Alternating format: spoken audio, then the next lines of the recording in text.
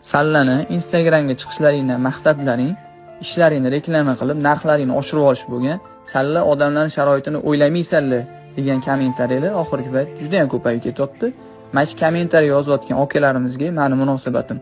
Akalar, sizlar qattan bilasizlar, biz odamlarning sharoitini o'ylamayotganimizni, balki sharoiti yo'q odamlarnikini kelishtirib qilib berayotgandirmiz, balki hasharga qilib berayotgandirmiz tekinga. Balki bizni u narsalarni olib chiqib ko'rsatmayotgandirmiz mediada. Ko'ngilli keng qilinglar akalar. Bitta usta chiqib, ishini sifatini chiroyli qilib reklama qilsa, keyin menimchadan qilyapman desa, odamlar darrov kommentariyaga yozishadi. Narx unaqa narxlarni qatdan olsan deb.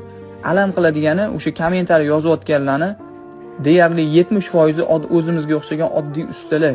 Hozirgi kunda ustani oyog'iga bolta uryapti.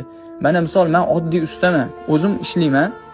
O'zim ishlab, mana shu hunarim orqasidan pul topib, svetga, gazga, suvga, yer solig'iga pul to'layman. Bilasizlar, yildan yilga hamma narsaning narxi oshyapti. Nima, ustaning haqqi yo'qmi? Yaxshi kiyim kiyishga, yaxshi mashina haydashga, bolalarni yaxshi bog'chada, yaxshi maktabda o'qitishga, yaxshi yashashga haqqi yo'qmi ustaning?